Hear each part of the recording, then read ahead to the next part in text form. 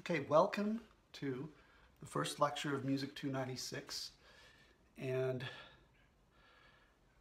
I want to introduce the course, then I want to talk about the 4 units that we'll be doing, and then I want to talk about our first unit and the subject of free atonality, and maybe a little bit about pitch class sets, which is the main sort of technical area of this unit. First of all, this is the 4th class of our theory core at Brigham Young University, and we spent 3 semesters essentially. Well, we started off with a unit on rudiments and on the basics of music notation and building blocks, intervals, etc. Principally within the 12-tone equal tempered system, and again the well, at least rudiments. Then we learned about, essentially about harmony, tonal harmony within the European Common Practice period. We learned a lot about composing 4-part harmony, which is sort of the basic structure in Common Practice European music. And that's quite a complex and difficult system. It's sort of the crowning jewel of the 2 things. Harmony and the notation system are sort of I think the great contribution of European classical music, and have been used in those 2 things, harmony and notation, which developed, basically became developed during the 17th century and lasted through until about 1900, still being used today, but have certainly filtered out into lots of other styles of music. And before I go on, I want to describe, again, I'm going to give you a construct. It's a good one. A lot of the way we describe things and think about things are basically constructs. That means that they're sort of invented. They're not sort of the ultimate truth, but they're very good ways of describing things and breaking them down into categories, which are useful. Okay, so here's my dividing music into 3 different categories, and maybe we'll move our focus over to the piano here, if we can. And 3 different categories of music. Again, just keep in mind, this is a construct.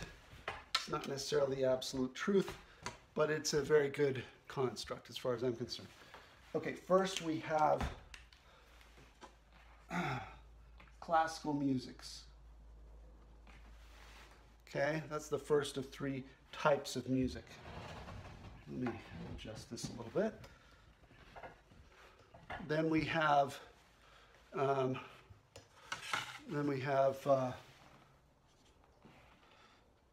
folk or traditional musics, and then we have popular music.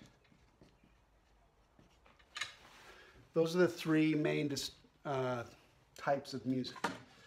They're not styles. There are lots of different styles of classical, folk, and popular music. Those are just types of music. They're ways of making music. I guess that's another way of describing it. Okay, now let's break them down. Classical musics, well, the one that we know best, a lot of us, is, Euro-American classical music. Bach, Beethoven, Mozart, Brahms, all these guys, Bartok, Schoenberg.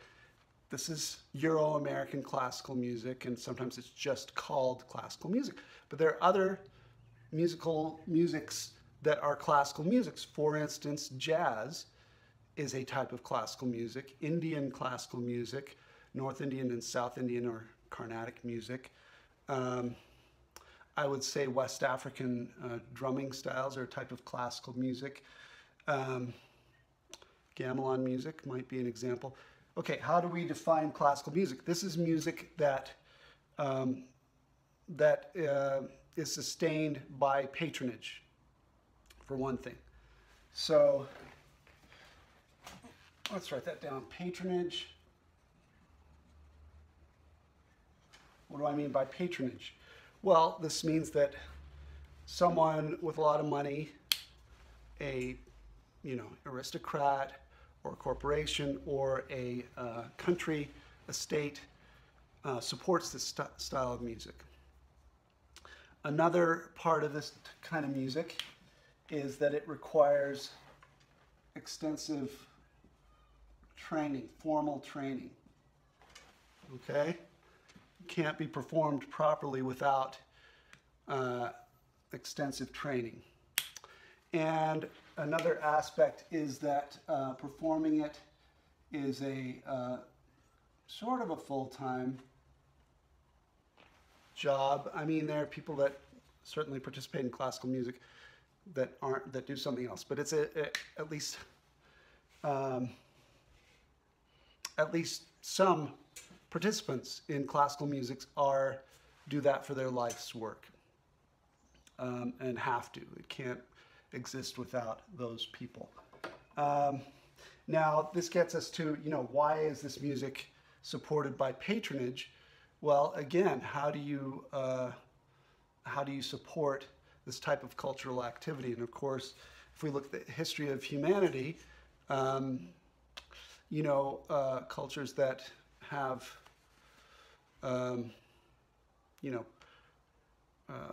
agriculture and certainly industrial cultures can't afford to have lots of people who don't necessarily participate in the basic, material culture, creating food and shelter and clothing.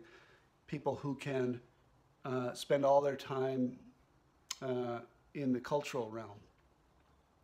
And another aspect, I think, of classical music is that it's considered by its culture to have a spiritual value that's very important, akin to religion, or an intellectual value might be another way to put it.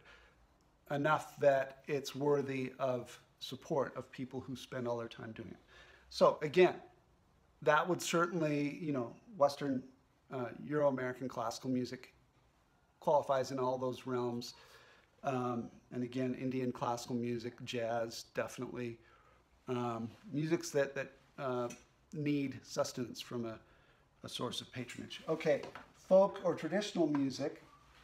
This is music that sort of doesn't have any of those aspects. It's music, and there are many thousands of genres of folk or traditional music, much fewer classical musics.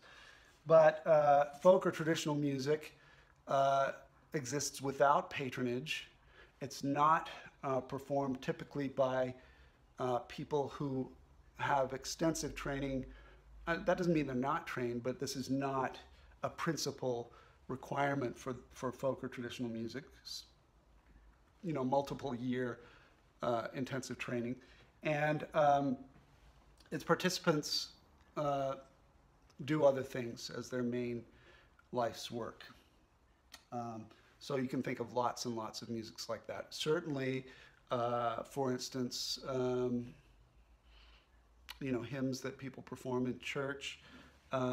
Unfortunately, we live in a culture where folk and traditional music is not, it's been weakened with industrialization and with the advent of popular music, it has to be said. So the idea of music being made by normal people for each other has sort of died, and I think that's a problem. I don't think that's good. I hope that we get over that. I think the fact that we have a spectator rather than a participatory culture is a sickness that's a problem.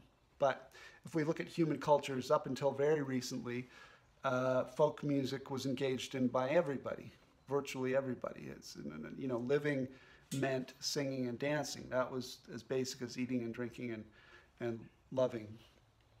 But somehow we've created a culture where those aren't necessarily part of what we do, and we say, well, I can't sing or I can't dance.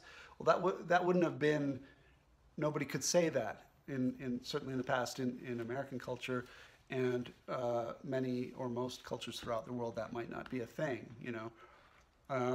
Okay, and then finally we have popular music, And this is even less specific in terms of the, what it's made of, what it is. Popular music simply is a style of music that came about as a result of industrialization and capitalism, which of course happened at the end of the 18th century in Europe and America. But, okay, industrialization. What is industrialization? At its very simplest, or the Industrial Revolution, it's the ability to make multiple copies of the same object, to mass produce multiple copies of the same object. And how does that result in popular music? Well, in the 19th century, that's where we get, first of all, the piano and also the guitar. These instruments that were, the piano is purely, here's a piano right here, it's an industrial object. The piano did not become the piano until industrialization made it possible. It would be almost impossible for an individual to make a modern piano. It's not a craft-built object. It's an industrial object. And because of mass production, many people, again in Europe and the Americas, could get them. If you're really poor, maybe not. There was the harmonium, the pump organ, which was a similarly mass-produced object that people who couldn't afford a piano could have. And then there was the guitar, which was also, had been craft-built, but turned into an industrially built object, and it was fairly cheap and easy for people to get. So there were instruments, and then there was sheet music, which of course, the printing press came about much earlier than the Industrial Revolution, in the 1400s. But this idea of mass-producing sheet music, of songs or song books, really takes off in the 19th century. And this idea that thousands of people would have the same song and would learn it and sing it comes about in the 19th century. We think of a composer like Stephen Foster, who wrote all these songs, Home on the Range, Oh Susanna, and this get us into the subject of minstrelsy, and I don't know if we have time to get into that and into the racial aspects of popular music. They've been there from the beginning, really. If you want to do a little research on minstrel shows, blackface performance, you can do that. But that type of performance, which of course we frown on now, has always gone, even to today, has always been part of the what popular music is.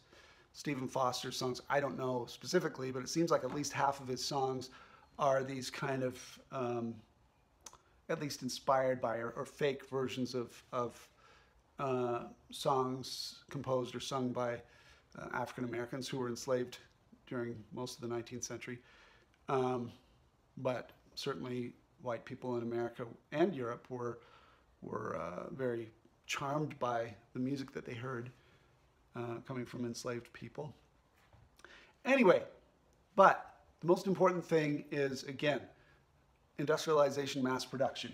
And then, of course, at the end of the 19th century, we start to get recording. And this is where popular music really comes into its own.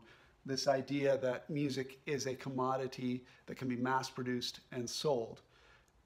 It can take many, many forms, but for many years, for most of the pretty much all of the 20th century, popular music was in the form of tangible sound-producing objects. Most of the 20th century, it was records. It was these black records. And then toward the end of the 20th century, we started to get cassettes and then CDs, CDs didn't last that long, to be honest. And then now, of course, popular music does not exist so much as these tangible objects that can be bought and sold and borrowed and lent. It's streaming. We have, our media now is sort of intangible. We have our screens that have microphones and speakers on them, and we experience music through that. But And the whole idea of buying and selling multiple copies of music has been problematized because of streaming, because strictly speaking, most people don't necessarily own copies of songs. They subscribe to a service whereby they can participate or partake of songs. So that's interesting. But at any rate, popular music, capitalism, and industrialization, these kinds of music don't participate so much in this, this type of thing. The other part of capitalism to keep in mind is that capitalism is that we don't have time to talk about capitalism, but it's the idea of there's this, the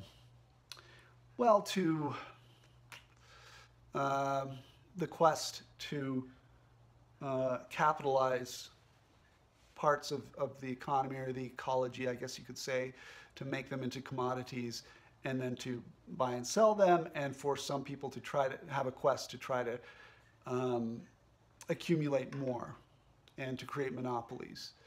And so that's why, the whole language of popular music about hits and stars, and again, it's to try to clump influence into, as few artists or as few genres or whatever as possible. And capitalism has been very good at getting teenagers to participate in this and to play along with this and to say, oh, you know what the latest thing is, and to be on the cutting edge and thus help certain entities in their quest to try to control, they call it market share, and the market share means you're trying to take over, Classical music, folk, traditional music, that's not so much of an impulse. A little bit in classical music, I think, certainly, but these are more collaborative genres. And of course, there's a lot of spillover between these genres. Okay, so let's stop. Okay, so if we're talking about this class, Music 296, again, we spent a lot of time talking about music from 1600 to 1900, basically, or maybe 1700 to 1900. So now we're going to focus on the 20th century with a little bit of motion into the 21st century. Of course, it's very hard for theorists to make conclusions or generalizations about very recent music because we haven't had time to digest it and describe it. That takes time. So, and ruminations and conclusions about very recent music don't always age very well. So if we've had a little more time to examine what's happened, we can make more useful conclusions. So we focus a little more on the 20th century than on the 21st century.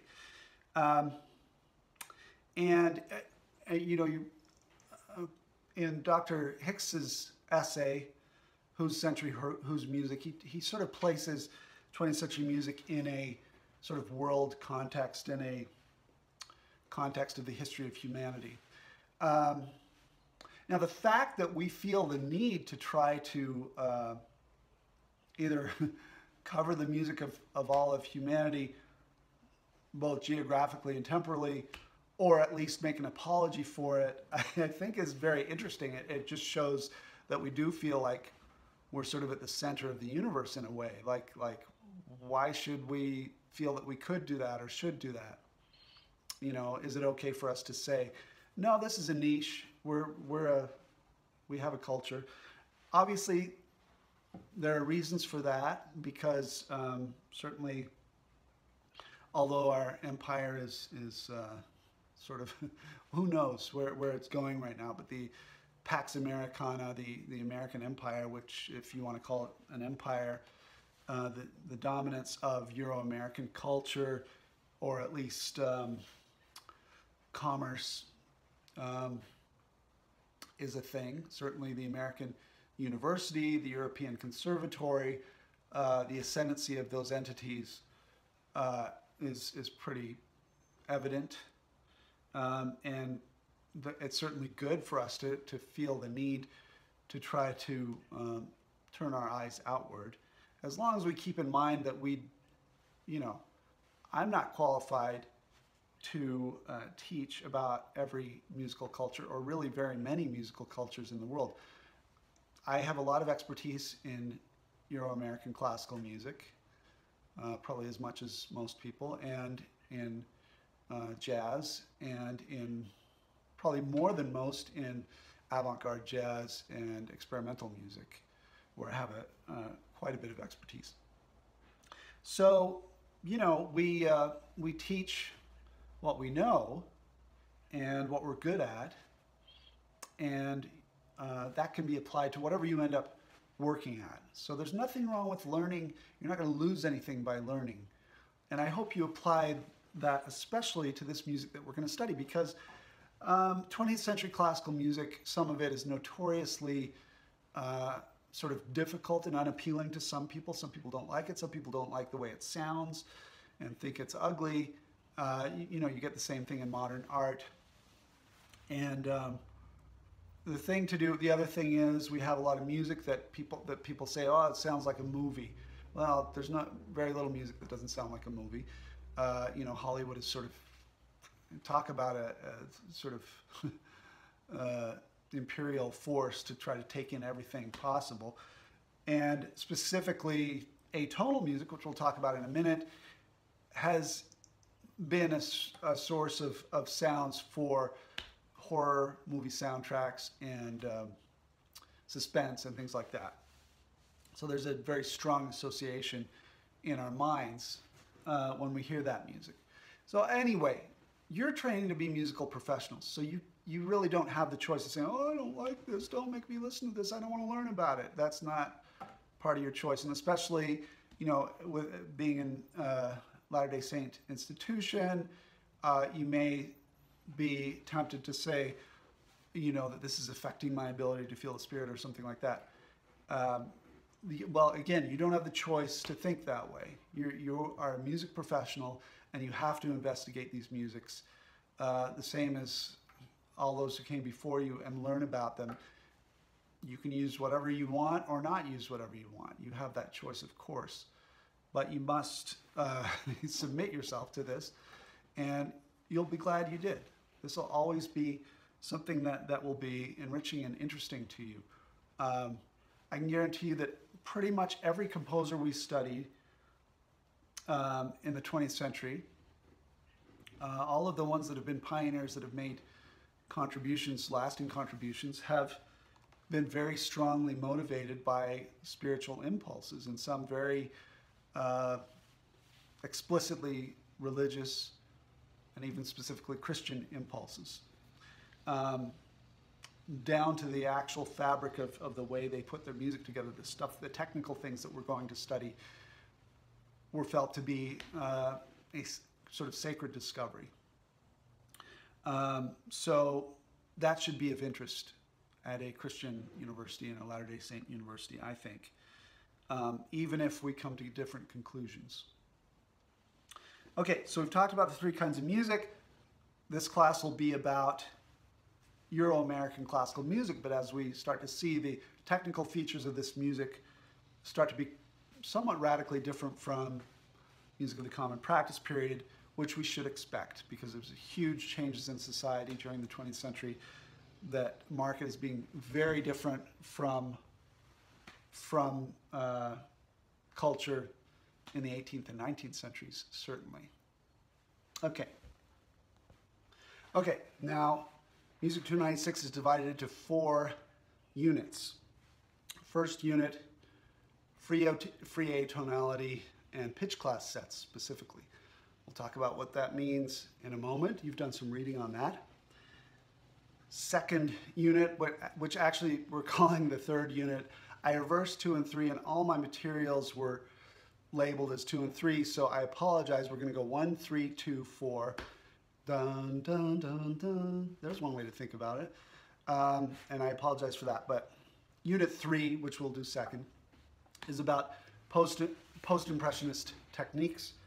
So this will be kind of a fun unit where we learn about a lot of kind of upside-down, surrealist takes on familiar tonal techniques, chords, scales, etc.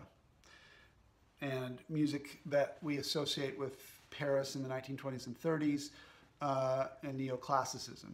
Whereas Unit 1, free atonality, really we think about Vienna in the first 2 decades of the 20th century. Third unit is on 12-tone serialism.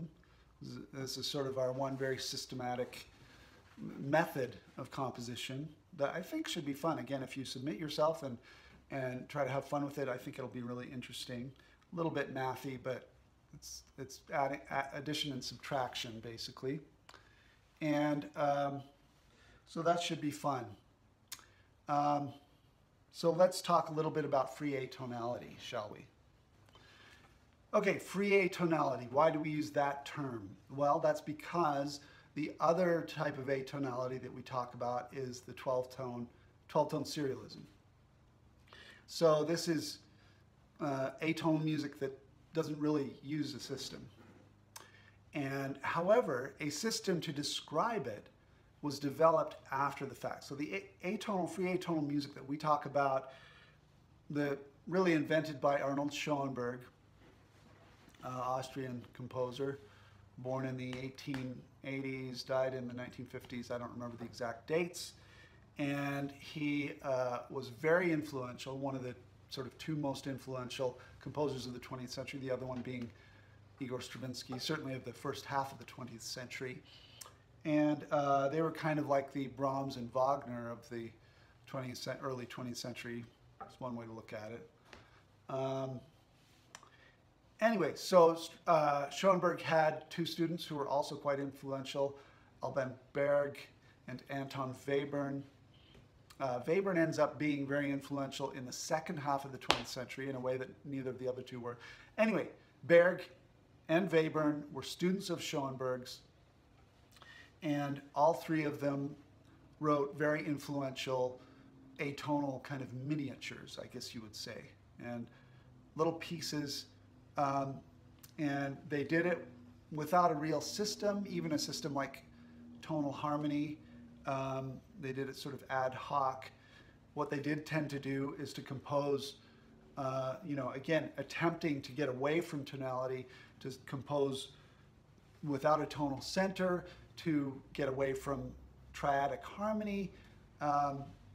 And, when you do that, how do you do that? What do you end up with? Well, what they tended to use instead of triads and scales that focus around a central pitch class or a central tonality was to use intervals themselves as precise intervals, as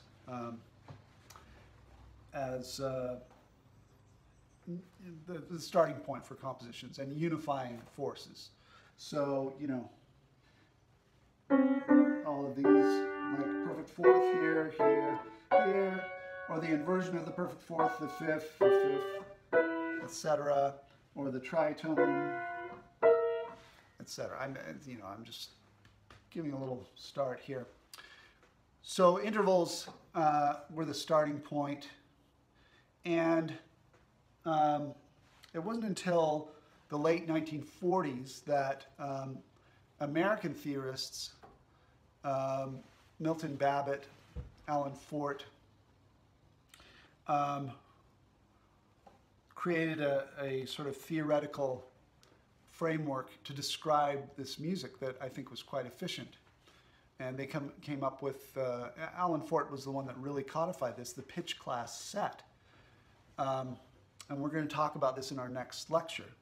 But the pitch class set and all of the theory that goes along with pitch class sets, it was such a useful theory that that's principally how the method that we use to try to describe and analyze non-tonal music. Most non-tonal music that is not 12-tone serial, but even some 12-tone serial music, we use the pitch class set theory to analyze it. And we're going to spend some time talking about that.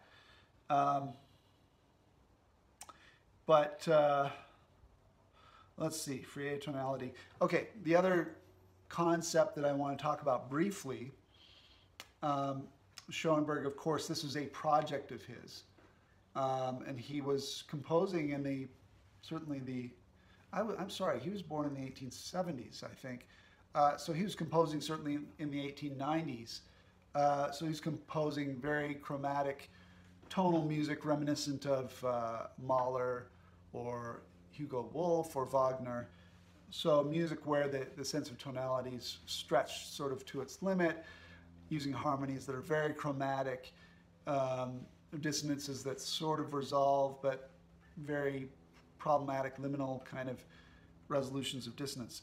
And he finally kind of decided, well, what if we go a little bit further and just give up on tonality? I mean, we're suspending it for long periods of time in pieces of music.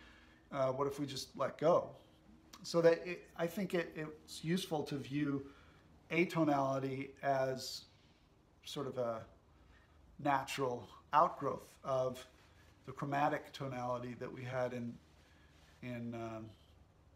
certainly Austro-German music of the late 19th century.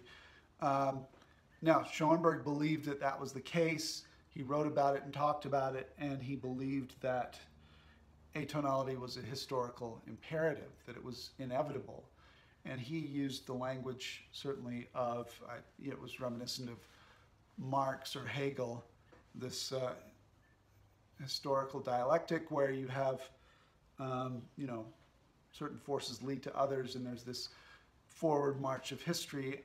Also, Darwin and this idea that humanity is evolving and getting better and more complex and more interesting.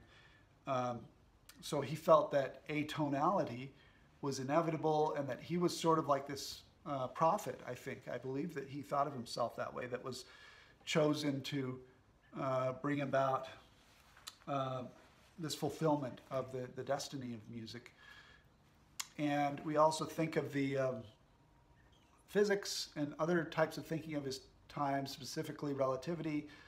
Einstein, who was a big force in the German-speaking world of Schoenberg's early years in Austria, and the idea of relativity, that that reference points in time or place are constructs. There's that word again. They are useful constructs, but they're not essential truth. They don't apply to every situation. So, which is one way to look at, a very quick way to look at relativity, that time and place only exist in relationship between two objects. Well, how do you apply that to music? Well, we relate, let's say we have C and, C major. We have our C major, and in the context of C major, G is the dominant, F is the subdominant, C is the tonic, etc. There's a hierarchy of scale degrees, but, G is, and I apologize for this piano, it's getting tuned soon, but dominant scale degree, but what is it in the key of E flat? Well, it's the median, right? What if we're, from the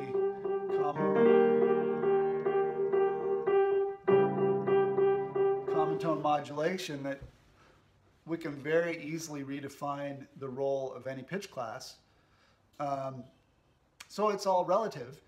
Well, Schoenberg said, why don't we just get rid of the tonal centers and let each tone be related to one another? The other thing he talked about, so that's atonality, which he didn't like the term atonality, he liked the term pantonality, or all tonalities. So the lack of a tonal center. The other concept is the emancipation of the dissonance. Emancipation, again, that would have been a term that would have been very much in circulation in Schoenberg's early period, or at least the end of a period where, people's being freed from enslavement and getting rid of hierarchies of, aristocracy and I guess the bourgeois revolutions that led to going from a 3-class system to a 2-class system, which of course Marx talked about, but certainly emancipating human beings. Anyway, but he talked about this in the realm of music. Now his point of view was that, and this is kind of interesting, it's certainly in the history of Western classical music, what we find, if we go back to the historical record, it's very sketchy at the beginning, was that the earliest European classical music was Gregorian chant, or chant, plain chant, which, you know, could only be,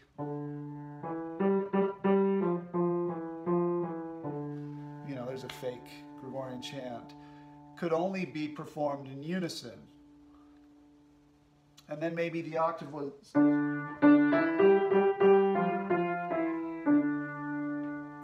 and then probably in the 10th century, we find a treatise that describes singing not just in octaves, but in fifths and fourths. And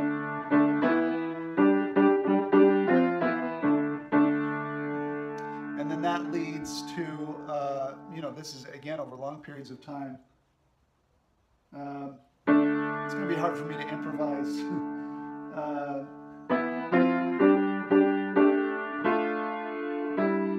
I can't improvise it, but gradually we started to have voices that didn't have to conform to these parallel intervals, but you know, the fifth gradually becomes a consonance in medieval music.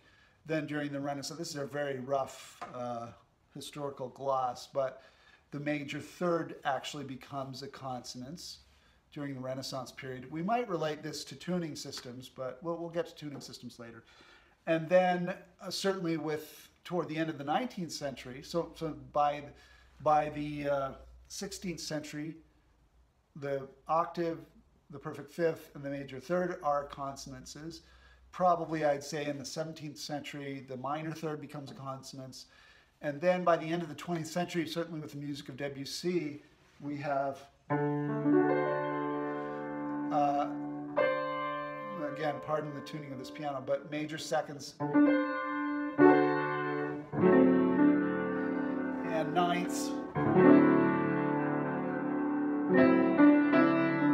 become consonances, basically. They don't have to be resolved. So, and that's where Schoenberg started writing about this, and he said, well, there's the only, and plus, if we admit the dominant seventh as being consonant, then we also admit the tritone as being consonant.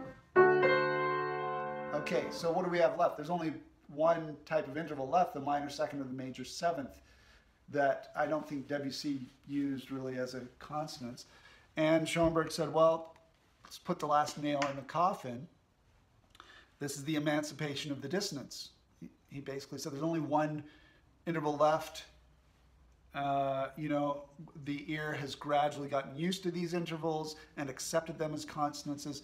And again, thinking about relativity, consonance and dissonance, if we acknowledge them anymore, are only meaningful contextually, the contexts that are created by composers themselves.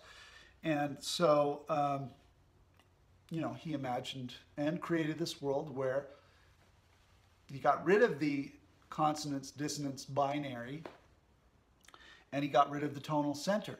Well, of course, that's, again, atonality. It's a negative term. It says without something, but what do you put in its place? And again, there are lots of things he puts in their place: texture, melodic shape, all of the other aspects of music, not necessarily having specifically to do with harmony, rhythm, dynamics. So this early free atonal music tends to be very, well, we call it expressionism. That's another, is part of this expressionist movement, which we know more from visual art, from Klimt and what's his name, the Scream guy.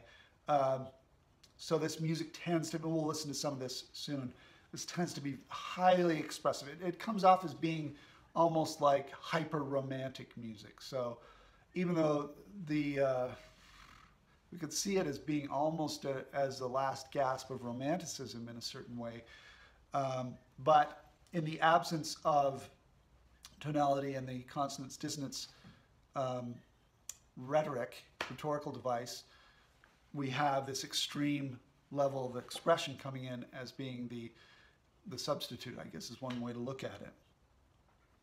Okay, so that will be good for today. I've given you some things to listen to. I would like you to listen to at least a couple of minutes of each thing.